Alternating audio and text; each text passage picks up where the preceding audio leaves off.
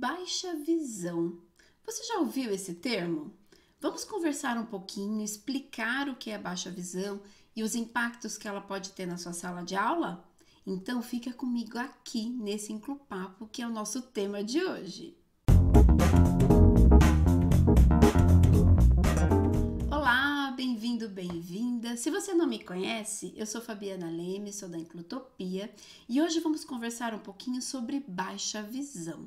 A baixa visão, ela é diferente da questão da cegueira ou de outras condições visuais, como por exemplo alta miopia, ou de repente quando a criança só tem um óculos, que ela é um óculos mais espesso, um grau mais alto.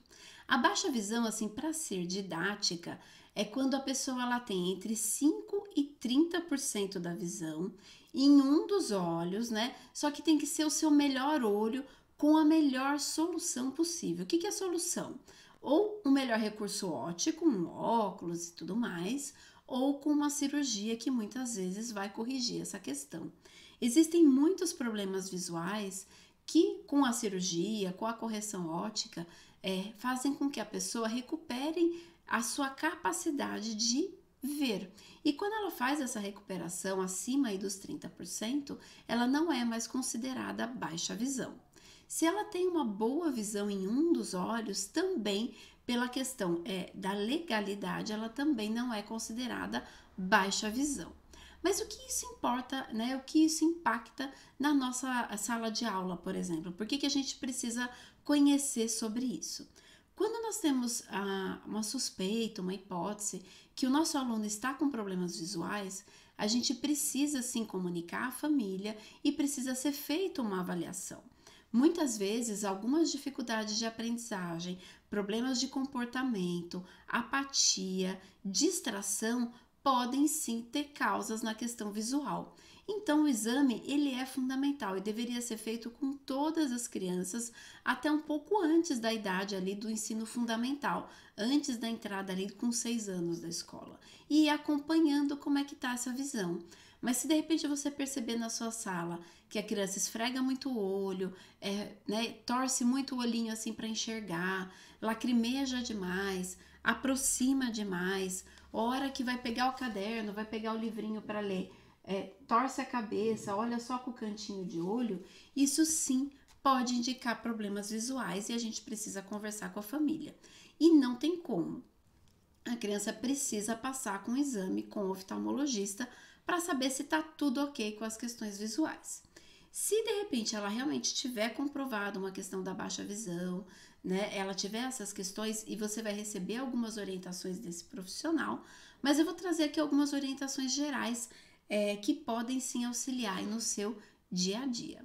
Então a gente precisa ficar muito atento na sala de aula à questão da luminosidade. Muitas vezes, aonde a criança senta, com o reflexo da janela na lousa, impede que ela enxergue. Então, a gente tem que prestar atenção se tem muita luz ou pouca luz, né? Isso influencia na questão visual. A gente também pode perguntar para a criança a que distância ela está enxergando na lousa. Muitas vezes não é só a primeira carteira, às vezes é estar próximo, não necessariamente na primeira carteira. A gente também pode permitir que a criança tenha ela possa se deslocar, por exemplo, para fazer uma cópia da lousa. Aí vocês vão falar, nossa, né, 2020, falar de cópia de lousa, mas é uma atividade comum na escola. Então, se todos têm acesso a enxergar a lousa, ele também vai ter.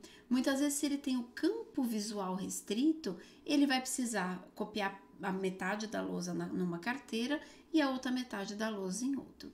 O que é campo visual? O campo visual é toda essa percepção que eu tenho, né, sem precisar virar os meus olhos. Eu estou olhando aqui para frente, mas eu tenho uma percepção do que está acontecendo. Então, muitas pessoas têm um campo restrito. Às vezes enxergam só nas laterais, às vezes enxergam só no centro. Então, dependendo do tipo de visão, vai ser o tipo de intervenção que a gente vai fazer com as crianças. Contraste, vamos falar de contraste. É muito importante observar o contraste das coisas. Então, se você tem lá um papel branco com um lapisinho amarelo, ele tem baixo contraste. Se eu tenho um papel branco escrito em preto, ele tem alto contraste, não é mesmo? Então, observe o contraste nos livros, materiais didáticos, paradidáticos, na lousa, no seu material de apresentação. Isso sim vai trazer muita diferença na qualidade visual. Além do contraste, cuidado com os penduricalhos nas atividades. Muitas imagens, bordas, além de sobrecarregar, vai tirar a atenção visual do objetivo da atividade. Num primeiro momento, algumas pessoas vão precisar, alguns alunos vão precisar de material ampliado. Cada um tem uma função visual, tem uma possibilidade visual e a gente precisa adequar. A gente não precisa fazer para todo mundo uma letra muito grande se ele tem uma condição de enxergar uma letra um pouco menor. Normalmente o que a gente recomenda é que você comece com uma letra bem básica. E o que eu falo de letra básica, sem muito, a gente chama de serifa, ou são rabinhos na letra, uma letra muito rebuscada, uma letra mais reta, com contornos mais nítidos. Então você pode começar com uma letra do tipo Arial e comece num tamanho 24. Conforme a criança vai te dando sinais que ela já está enxergando nesse tamanho, comece a diminuir. Então no próximo você faz o 22 e vai conversando. Olha, tá enxergando, não tá enxergando? Mantenha um bom espaçamento entre os parágrafos, nada muito juntinho, que isso dificulta a leitura. Também você vai tem a questão do contraste, o tipo e tamanho da letra, o espaçamento entre os parágrafos. E no caderno da criança, muitas vezes um caderno comum com linhas muito cinza claro dificulta a questão da escrita. Então, às vezes você vai precisar usar uma pauta, um caderno com uma pauta um pouco mais larga e com contraste mais definido.